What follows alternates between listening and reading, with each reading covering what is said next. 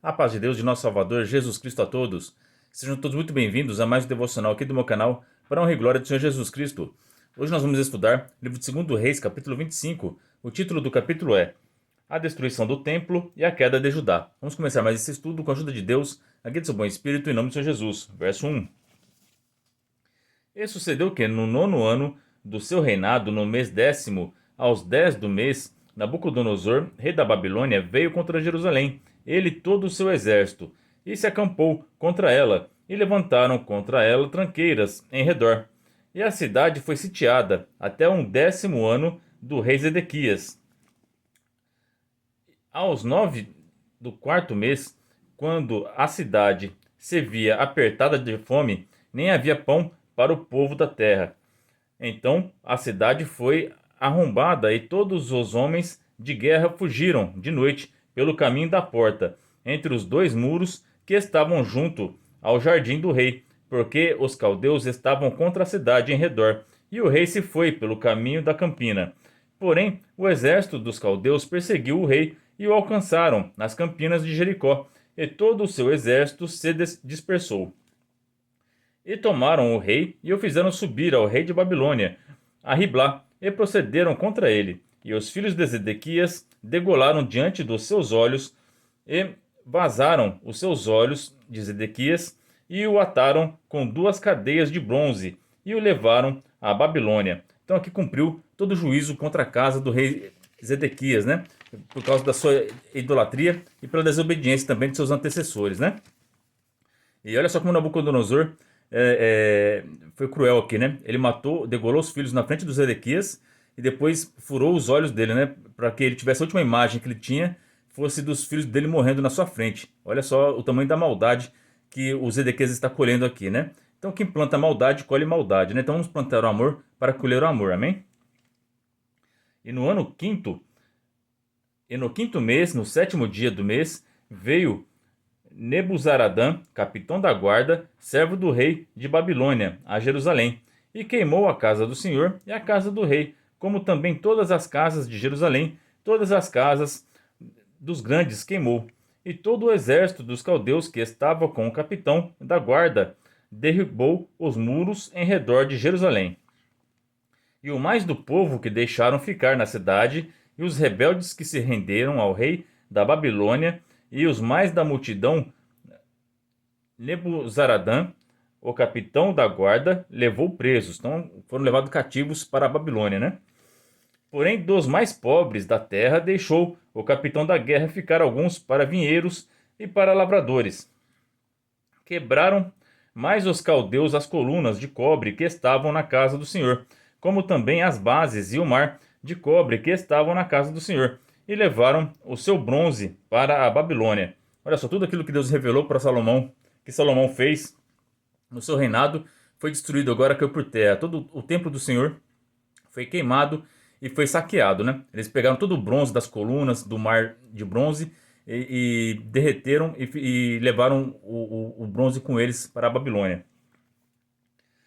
Também tomaram os caldeus as pás, os apagadores e os perfumadores e todos os vasos de cobre com que se ministrava. Também o capitão da guarda tomou os braseiros e as bacias, o que era puro ouro, em ouro, e o que era de prata, em prata.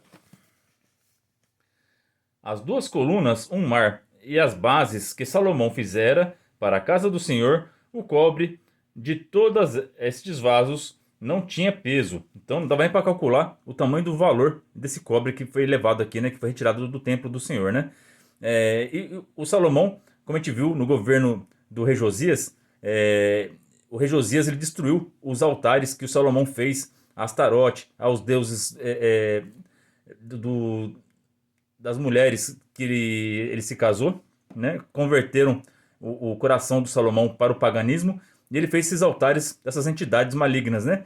E por causa disso também o templo está sendo destruído, porque também tinha altares a outros deuses, né?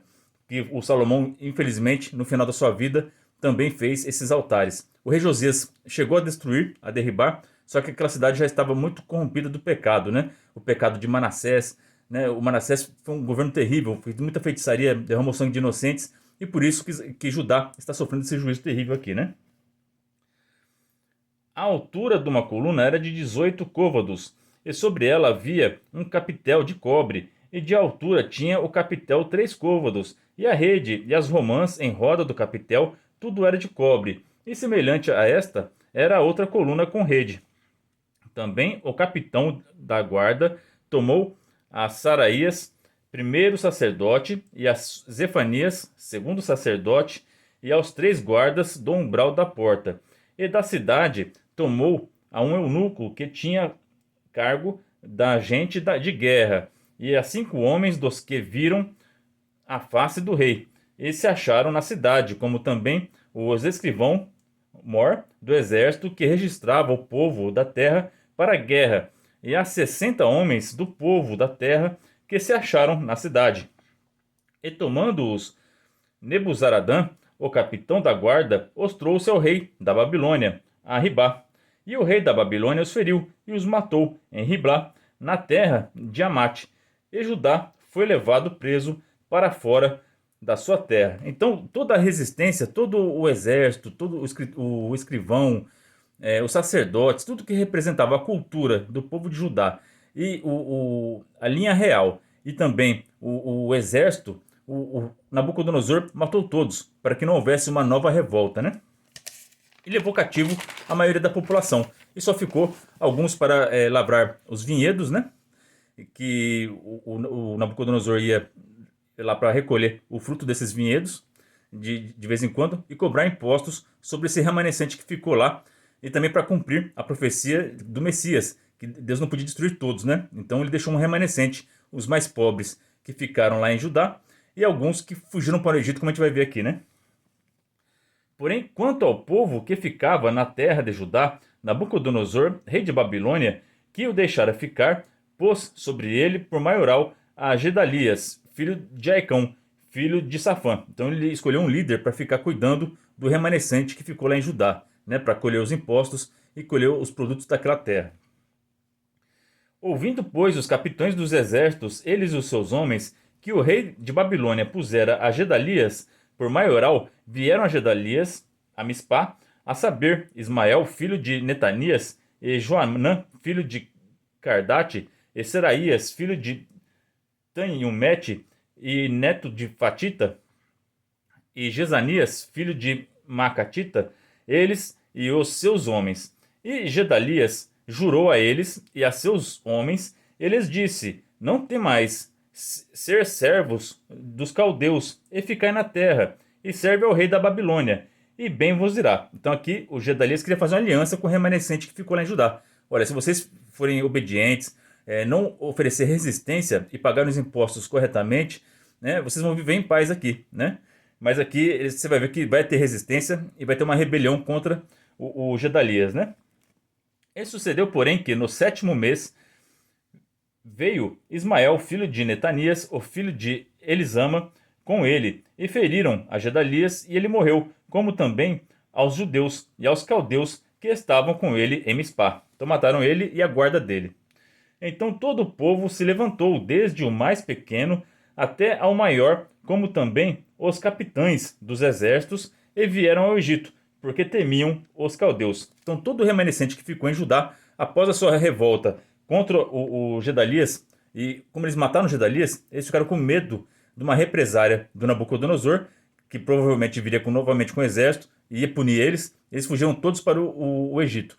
Então a descendência do Messias ficou preservada no Egito. Lá em Judá ficou vazio, tá certo? Uma parte foi levado cativo para a Babilônia, e a outra parte, que era para ficar lá em Judá para pagar impostos e produzir os vinhedos, fugiram para o Egito com medo de uma represária do rei da Babilônia. Depois disso, sucedeu que, no ano 37 do cativeiro de Joaquim, rei de Judá, no mês 12º, aos 27 do mês, Évil-Maradoque, rei de Babilônia, levantou no ano em que reinou a cabeça de Joaquim, rei de Judá, da casa da prisão.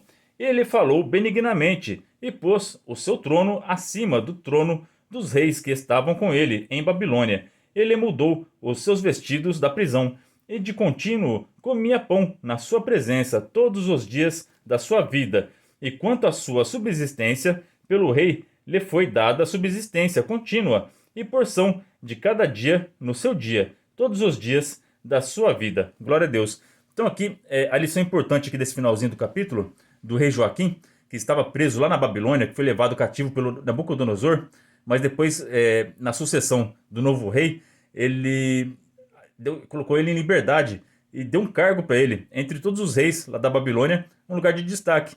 E até comer na mesa junto com o rei, ele comia, né? Santa Deus. Então aqui é uma lição importante para nós. Às vezes as leis do país não te favorecem, às vezes você está numa situação difícil, por erros do seu passado, você está numa situação difícil, está na prisão, você está num vício, você está no pecado, santo nome do Senhor Jesus Cristo, aleluia. Você está em algo que sente vergonha e você não quer mais participar disso. Deus conhece o teu coração e Deus é poderoso para mudar as leis, mudar os governantes, para favorecer a você, amém? Então isso aqui é uma passagem que ficou registrado para colocar esperança no seu coração, né? Lembra de José, passou tanta dificuldade lá no Egito e depois virou governador, santa Deus, as leis o favoreceram, Deus deu um sonho para o governante, né? Incomodou o sono do faraó e deu sonhos para ele, que apenas o Daniel podia interpretar, santa Deus. Deus pode movimentar tudo, ele pode movimentar o sono de gente importante para poder ajudar na tua causa, santa Deus. Se você a tua causa você colocou nas mãos do Senhor, se os erros do seu passado você pediu perdão a Deus e você quer ter uma mudança de vida, Jesus Cristo é poderoso para te perdoar os pecados, se você crer nele. Se você crer, diga um amém bem gostoso aí, que você está assistindo o vídeo.